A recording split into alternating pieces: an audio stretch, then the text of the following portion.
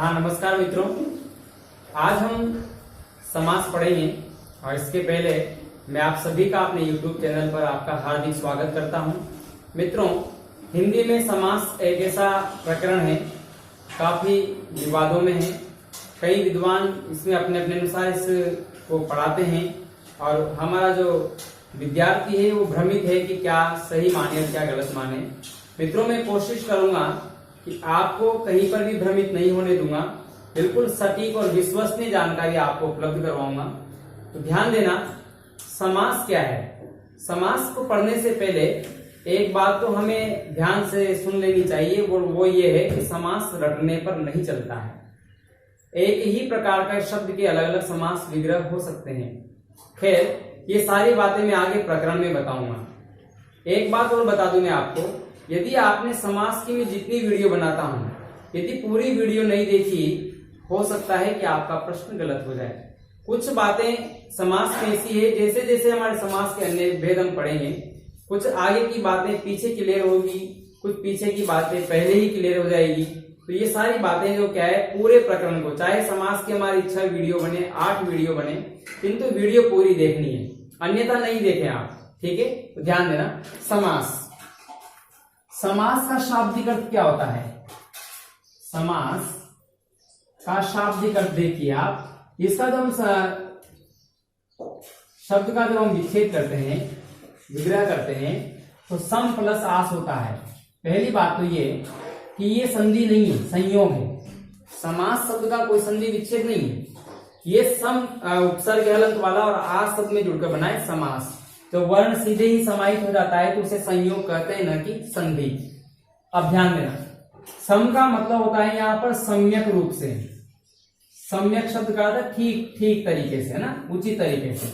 और आस का मतलब होता है पास, पास पास लाना, पास पास लाना, बिल्कुल सम्यक रूप से, मर्जी पड़े वैसे नहीं।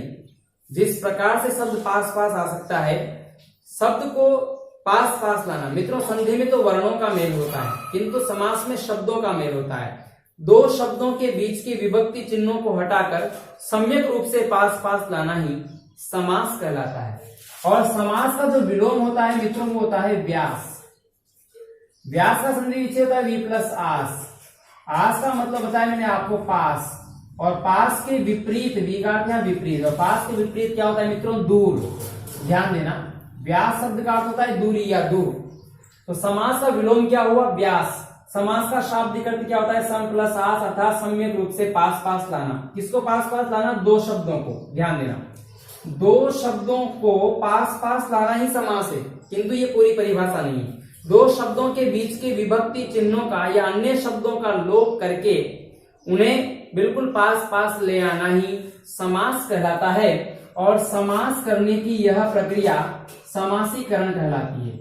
समास करने की यह प्रक्रिया समासीकरण कहलाती है। और समासीकरण की प्रक्रिया से बनने वाला नवीन पद सामासिक पद कहलाता है। सामासिक पद, क्योंकि जब दो शब्द विभक्ति चिन्हों से जुड़ जाते हैं तो फिर उसे शब्द न कहकर पद कहा जाता है मित्रों। ठीक है, जब दो शब्द परस्पर जुड़ जाते हैं तो वो शब्द न होकर के पद हो जाते हैं, क्योंकि उनमें कोई न कोई विभक्ति मौजूद होती है। तो ध्यान देना, समासीकरण की प्रक्रिया से बनने वाला नवीन पद सामासिक पद कहलाता है। सामासिक पद या तो उसमें दो पद होंगे और दो से अधिक कितने भी पद हो सकते हैं। चार चार पद मिलकर भी समासिक पद तैयार होता है। जैसे तन मन धन, अब 3 पद हो गए, तन मन और धन, तो 3 पदों का भी समास होता है। हमारे दिमाग में, मस्तिष्क में क्या बैठा हुआ है कि 2 शब्द ही मिलते हैं, ऐसा नहीं है, 4 शब्द भी मिल सकते हैं। ठीक है ना, तो 2 या 2 से अधिक कितने भी शब्द मिलकर जब एक नया शब्द बनता है तो उसे हम कहते हैं समास करना। अब ध्यान देना, अब सबसे एक विवादित विषय और है, समास में एक और विवाद है कि समास कितने होते हैं। अगर सीधे से अर्थों में पूछा जाए कि समास कितने प्रकार का होता है, समास के कितने भेद होते हैं, तो मित्रों 6 होते हैं। अव्ययभाव, तत्पुरुष, कर्मधारय, द्विगुद्वंद्व है समास के भेद, च बहुव्रीहि बंधु। इस प्रकार से समास के 6 होते हैं। लेकिन यदि प्रश्न आता है कि पदों की प्रधानता के आधार पर या प्राचीन संस्कृत में समास कितने हैं, तो मित्रों समास अगर संस्कृत के अनुसार पूछे जाए तो भी, या पदों की प्रधानता के अनुसार पूछे जाए तो भी, समास के 4 ही भेद होते हैं। ध्यान देना, वैसे हिंदी में प्रश्न बनेगा पदों की प्रधानता के आधार पर समास कितने प्रकार के होते हैं, तो 4 प्रकार के होते हैं। और आगे इस प्रकार का कुछ भी प्रश्न या प्रश्न आता है कि समास कितने होते हैं, तो समास 6 होते हैं। अब ध्यान देना, समझते हैं सबसे पहले पदों की प्रधानता।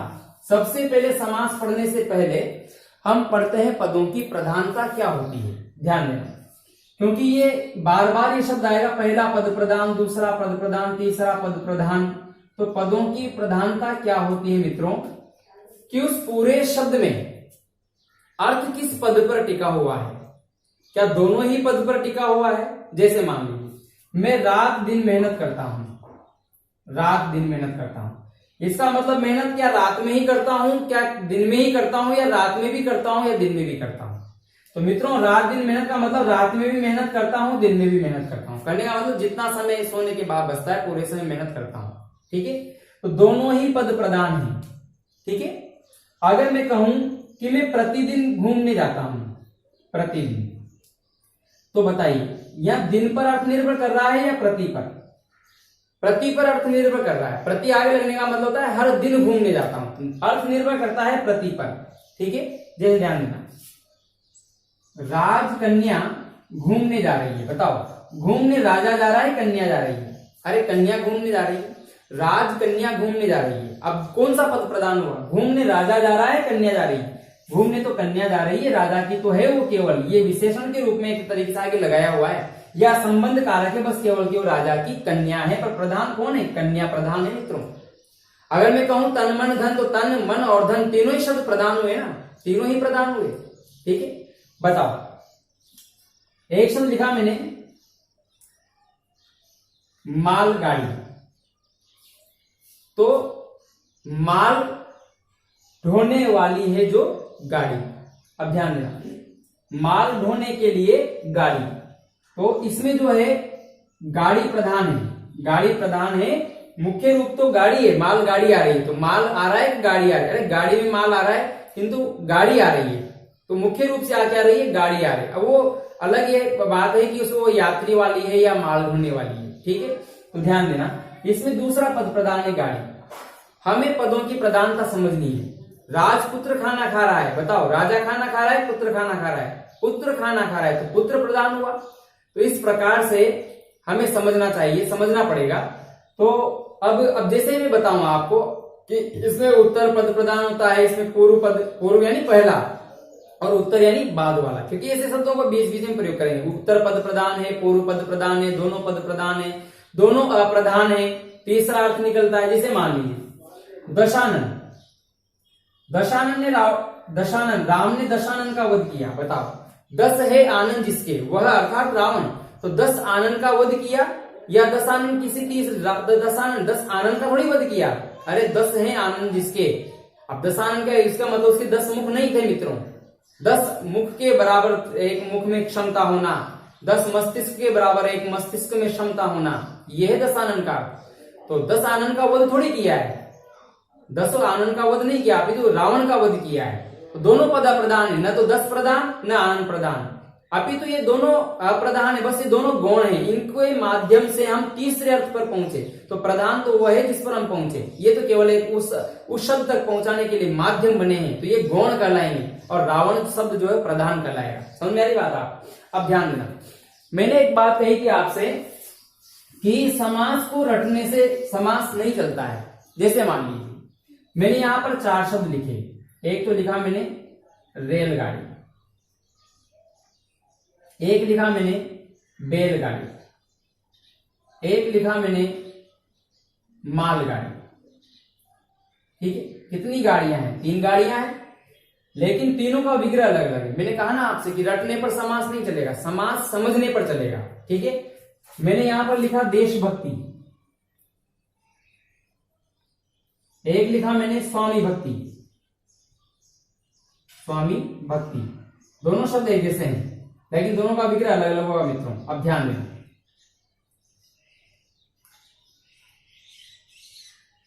एक शब्द लिखा मैंने पुस्तकालय, पुस्तकालय, एक लिखा मैंने विद्यालय। ठीक है, दोनों में आले आले जुड़ा हुआ है लेकिन दोनों का विग्रह अलग अलग है मित्रों।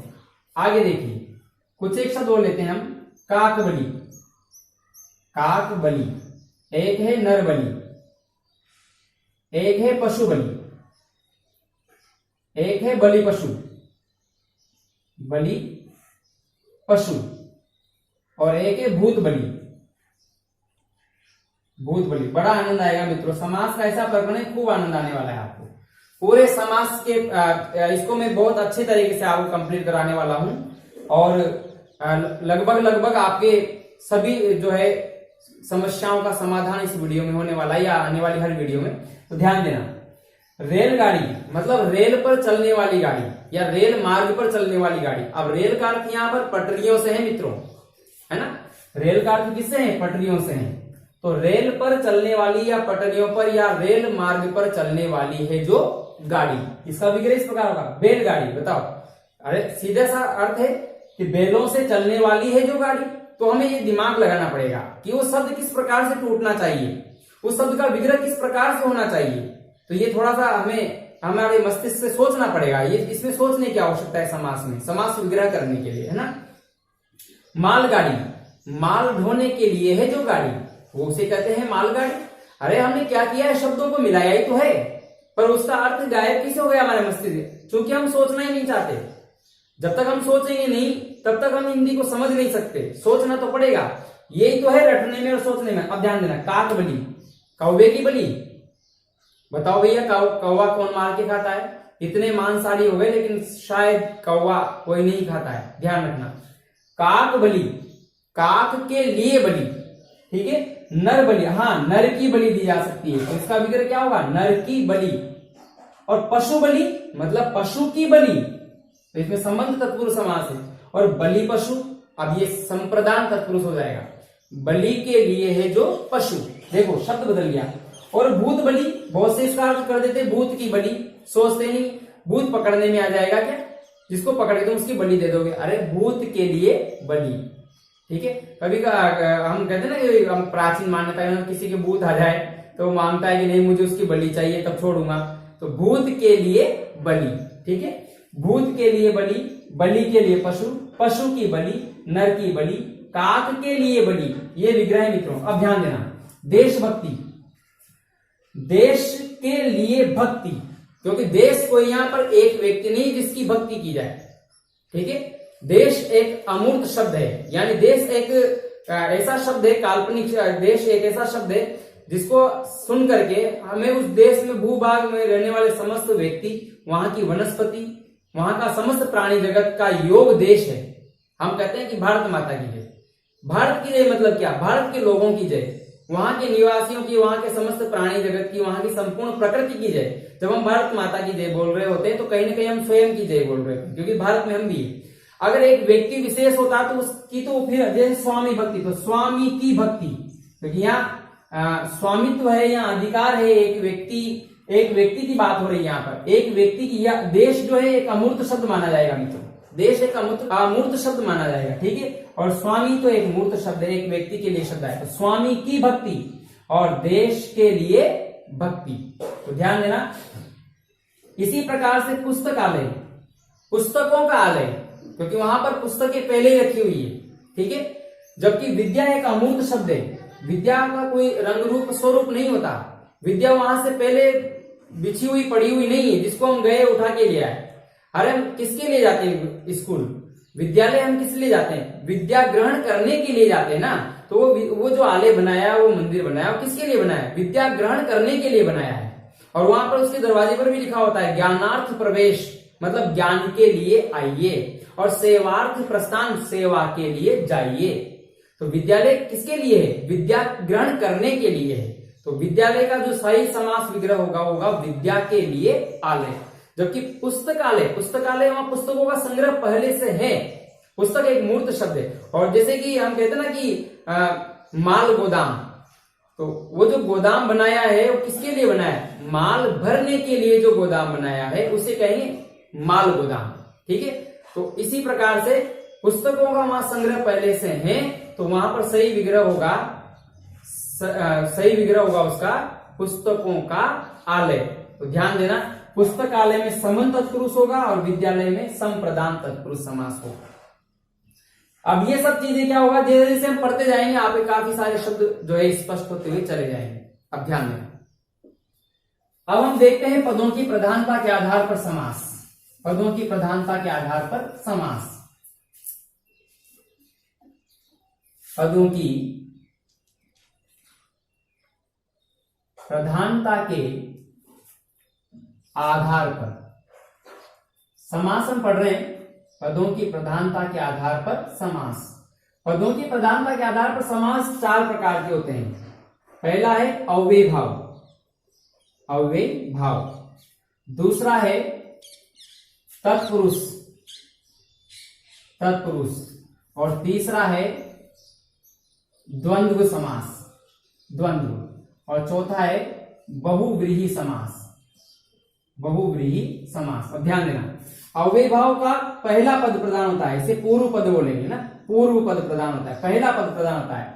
जबकि तत्पुरुष समास का दूसरा पद प्रधान होता है, यानी उत्तर पद, उत्तर पद प्रधान होता है। द्वंद्व समास का पहला पद भी प्रधान होता है और दूसरा पद भी प्रधान होता है। और बहुव्रीहि समास का न तो पहला पद प्रधान होता है न दूसरा, अपितु तीसरा अर्थ प्रधान होता है, तीसरा अर्थ प्रदान होता है। ठीक है, तो ध्यान देना। अब देखो पदों की प्रधानता, अव्यय भाव में पहला पद प्रधान होता है, तत्पुरुष में दूसरा पद प्रधान होता है, द्वंद्व में दोनों प्रधान होते हैं, बहुव्रीहि में न तो पहला होता है न दूसरा होता है, अपितु तीसरा अर्थ प्रदान होता है। अब ध्यान देना, इस तत्पुरुष समास को 2 भाग में बांटते हैं हम, 2 भाग में बांटते हैं, और वो है समानाधिकरण तत्पुरुष और व्याधिकरण तत्पुरुष। लेकिन इस बात से आपको कोई लेना देना नहीं, हमें इसको कहूंगा लुप्त कारक तत्पुरुष, लुप्त कारक तत्पुरुष। यानी ऐसे पद जिनमें कारक चिन्हों का लोप हो उसे लुप्त कारक तत्पुरुष समास कहते हैं। और लुप्त कारक तत्पुरुष समास में केवल 6 समास होते हैं। एक तो कर्म तत्पुरुष, कर्म, करण, संप्रदान और अपादान, अपादान, संबंध और अधिकरण। बस, न तो संबोधन कारक और न कर्ता कारक, क्योंकि कर्ता कारक भी बीच में आता है, सबसे पहले आता है वाक्य में, और संबोधन कारक भी वाक्य में सबसे पहले आता है, 2 शब्दों के बीच में नहीं आता। इसलिए कर्म तत्पुरुष, करण तत्पुरुष, संप्रदान, अपादान, संबंध, अधिकरण, ये कारक चिन्ह हमेशा 2 शब्दों के बीच में आते हैं। इसीलिए लुप्त कारक तत्पुरुष कितने होते हैं? 6 प्रकार के होते हैं। कर्म तत्पुरुष, करण तत्पुरुष, संप्रदान तत्पुरुष, अपादान तत्पुरुष, संबंध तत्पुरुष और अधिकरण तत्पुरुष। इसके पहले मैं कारक पढ़ा चुका हूं, कारक की वीडियो देखें आप। अब ध्यान देना, इसके बाद तत्पुरुष के भेद माना गया है कर्मधारय समास को। किसके आधार पर? पदों की प्रधानता के आधार पर। इसका मतलब कर्मधारय समास का भी दूसरा पद प्रधान होता है और द्विगु समास का भी दूसरा पद प्रधान होता है। दूसरा पद, द्विगु समास का भी दूसरा पद प्रधान होता है। द्विगु समास का पहला पद संख्यावाची होता है, तो प्रधान संख्यावाची नहीं है, अभी तो प्रधान तो वो शब्द द्विगु शब्द को देख, 2 गायों का समाहार, 2 गायों का। तो मुख्य रूप से तो गाय बताना है शब्द, अब उनकी संख्या अलग आ रही है, वो 2 आगे जो संख्या आ रही है वो केवल संख्या मात्र है, वो प्रधान नहीं है। प्रधान तो दूसरा पद है। ठीक है मित्रों, तो ध्यान देना, कर्मधारय समास का भी दूसरा पद प्रधान होता है और द्विगु समास का भी दूसरा पद प्रधान होता है। ठीक है, कर्मधारय समास किसे कहते हैं? द्विगु समास। अब देखो कितने समास हो गए हमारे पास, एक तो हो गया अव्यय भाव, दूसरा हो गया तत्पुरुष, तीसरा हो गया कर्मधारय, चौथा हो गया द्विगु समास, पांचवा हो गया द्वंद्व समास और छठा हो गया बहुव्रीहि समास। और ये सब अलग अलग समास के 6 भेद है मित्रों, है ना, 6 प्रकार के होते हैं समास। लेकिन पदों की प्रधानता के आधार पर तो 4 ही प्रकार के होते हैं, क्योंकि तत्पुरुष में भी दूसरा, कर्मधारय में भी दूसरा और द्विगु में भी दूसरा पद प्रधान होता है। इस प्रकार से ये वर्गीकरण हम पढ़ेंगे। अब तत्पुरुष के अन्य भेद भी है, तत्पुरुष के अन्य भेद भी है, नए तत्पुरुष, उपपद तत्पुरुष, अलुक पद तत्पुरुष। ठीक है, उपपद तत्पुरुष। तो तत्पुरुष के अन्य भेद कौन कौन से हो गए मित्रों? नए तत्पुरुष, अलुक पद तत्पुरुष, लुप्त पद तत्पुरुष और उपपद तत्पुरुष। ठीक है, इस प्रकार से ये 4 भेद हैं, तत्पुरुष के अन्य भेद हैं। तो ये हो गए यहां तक हमारे समास का वर्गीकरण। अब इसके बाद से हम एक एक समास को उठाएंगे, एक एक समास को पढ़ेंगे। सबसे पहले जो कल वीडियो आएगी आपके पास, वो आएगी अव्यय भाव समास की। ठीक है मित्रों, आज के लिए इस वीडियो के लिए इतना ही। धन्यवाद। थोड़ा सा चिंतन आप जरूर करें और हो सके तो हमारे चैनल को सब्सक्राइब करें। धन्यवाद।